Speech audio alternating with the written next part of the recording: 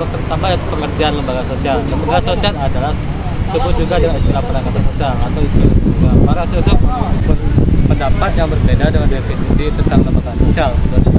Kan?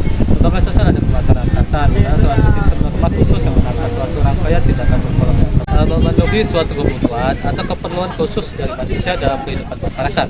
Social intersection lebih menunjukkan ada unsur-unsur yang mengatur warga dan kehidupan sosial masyarakat.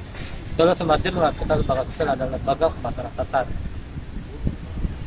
Istilah lembaga sosial di sini diartikan sebagai bahwa lembaga sosial lebih menunjukkan pada suatu bentuk perilaku sosial anggota masyarakat dalam kehidupan bersama, sekaligus juga mengandung pengertian yang abstrak perihal adanya norma-norma dan peraturan tertentu yang menjadi ciri lembaga tersebut.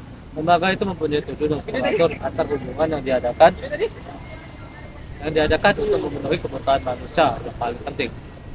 Itu ada fungsi dan tujuan lembaga sosial. Fungsi lembaga sosial adalah dasarnya digunakan untuk mengatur pergaulan sosial hidup dan tujuannya untuk mencapai pengantar sosial atau suatu tata tertib. Norma yang diwujudkan dalam hubungan antar manusia disebut organisasi sosial. Adapun tujuan utama yaitu diciptakan peran sosial selain untuk mengatur agar kebutuhan hidup manusia dapat terpenuhi secara memadai, juga sekaligus untuk mengatur agar kehidupan sosial masyarakat bisa terjamin. Mengatur agar kehidupan sosial masyarakat bisa berjalan dengan tertib dan lancar sesuai dengan kaidah-kaidah yang berlaku.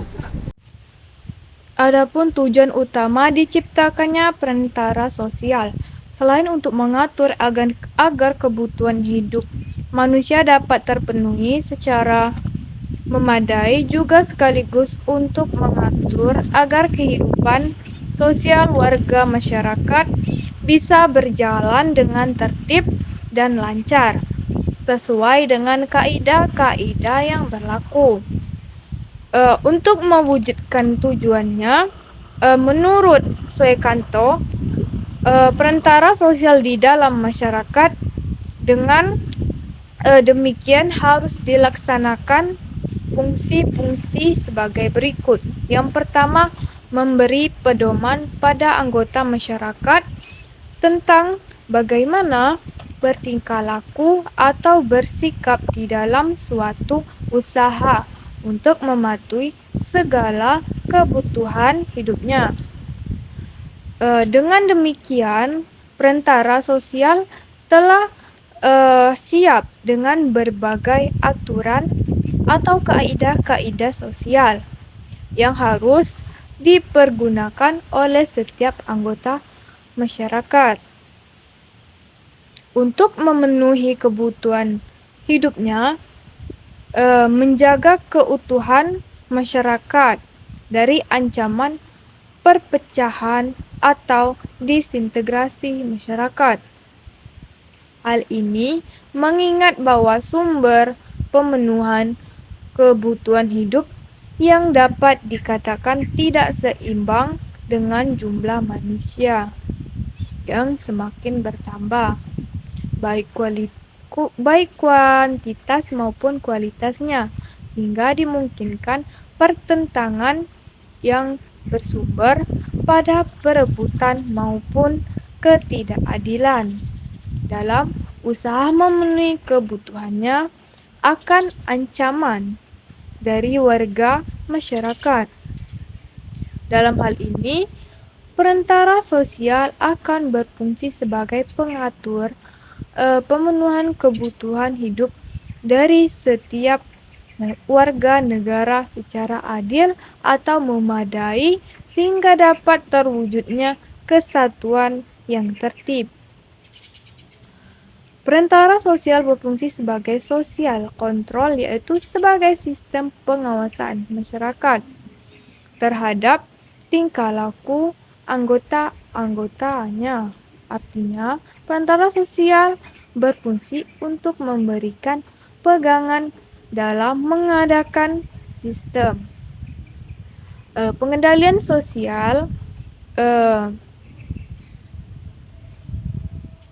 Lembaga sosial dalam mengatasi konflik sosial. Yang pertama adalah lembaga peradilan. Lembaga peradilan seperti Mahkamah Konstitusi dan Mahkamah Agung, konflik sosial dalam menyelesaikan konflik sosial politik dan pelanggaran HAM di berbagai negara. Yang kedua adalah pemerintah. Pemerintah memiliki peran dalam mencegah dan mengatasi konflik, terutama konflik keagamaan. Pemerintah dapat memperkuat koordinasi antar stakeholder dan melaksanakan program-program